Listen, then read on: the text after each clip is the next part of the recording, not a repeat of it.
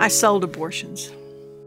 We went into the schools with sex education programs that we knew would increase the sexual activity and therefore the pregnancy rate.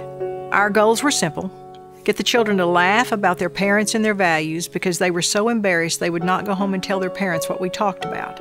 We became the sexual experts in their life.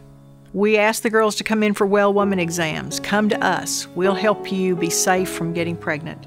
And sadly, that was a lie because we prescribed a low-dose birth control pill we knew the girls would get pregnant on. And when she got pregnant, or feared she was pregnant, what would she do? She would call us.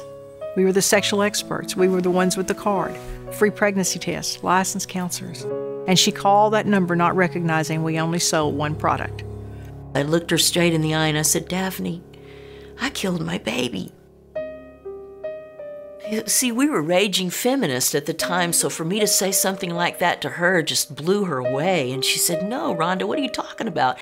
That's not what you did. You can choose when you're going to be a mother. It's your body. It's your choice." They told us abortion was a quick, simple, easy procedure. 20 minutes, you never have to think about it again. They explained it to me that it was a blob, that it wasn't anything yet. And she told me that it wasn't even a baby yet, that it was just a clump of cells. And I didn't know anything about fetal development, so I believed her.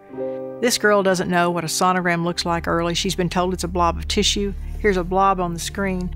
This is the pregnancy experts saying, "There it is, you're pregnant." And then grab her by the bony part of the elbow and squeeze. Do you have your money? Can you do it today? They put the gown on and, do your paperwork, and you're put on this really cold table. They laid me on this steel cold table. The doctor came in and he didn't look at me, he didn't talk to me, and he didn't acknowledge me. He began to work on me, and I remember feeling horrifying cramps, and it was worse than they had ever told me. The sound of that vacuum machine, I'll never forget that noise. The sound of this machine was like this ghoulish generator, and then the pain hit me. It was excruciating pain. The force of that abortion, I literally felt like my soul was being sucked out that day. And what I thought about was, how could something that's a woman's right cause so much pain? I was bleeding profusely and didn't know what I was going to do. As soon as I got home, I called the clinic back and I asked them what I should do, told them what was going on with me, and they said, "I'm sorry, you're not our problem anymore. You're going to need to call your doctor." And I thought, that is the last thing I want to hear right now. That's why I came there and didn't go to my doctor, is because I didn't want to have to call the doctor.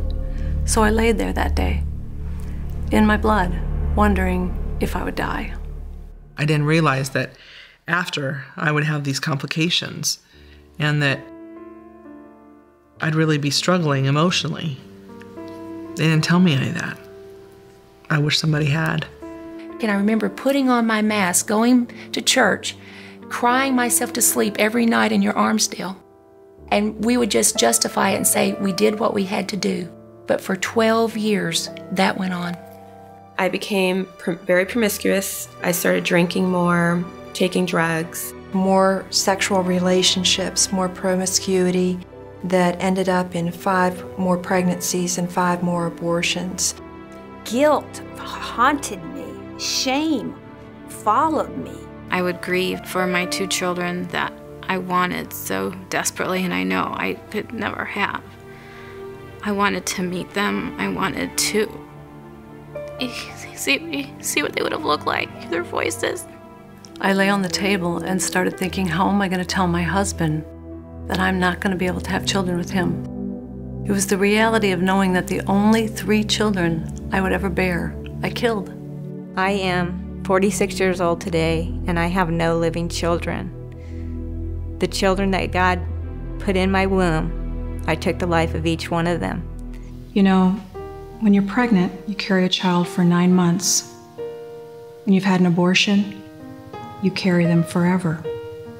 And in my deepest, darkest hour, where death was calling me, suicide was haunting my thoughts,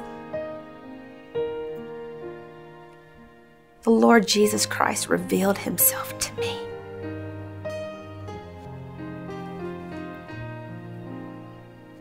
And he showed me how much he loved me. And he told me that he'd forgive all sins if I just put my faith in him. And I did. Many women have had abortions, and there's no place for them to go, to have the voice, to say it. I think there's a lot of women in hiding because of still the shame of admitting it and its impact in their life. So what I would want to say is take courage and do so for yourself and for the memory of that child.